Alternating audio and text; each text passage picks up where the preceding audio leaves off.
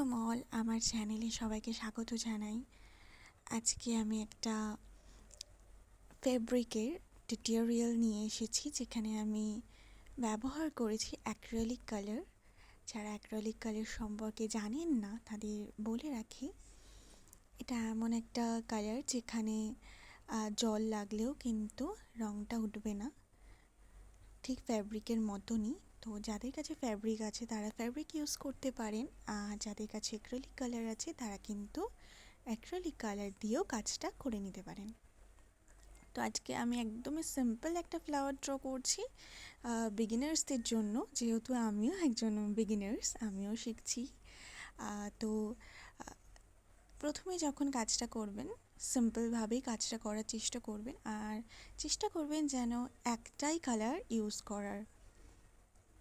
যেখানে যেমন আপনারা এখানে দেখতে পাচ্ছেন আমি কিন্তু ফ্লাওয়ারগুলোতে একটাই কালার ইউজ করছি। আপনারা চাইলে পাপড়িগুলোতে আলাদা আলাদা কালারও দিতে পারবেন, কিন্তু একটা কালারই প্রথমে ট্রাই করার চেষ্টা করবেন। যারা আমারই মতো নতুন ফেব্রিক শিখছেন তাদের জন্য আমি এরকম আরও ভিডিও নিয়ে আসতে চলেছি। আমি যেমন যেমন কাজ করব সেই রকমটা আপনাদের সাথে অবশ্যই শেয়ার করব।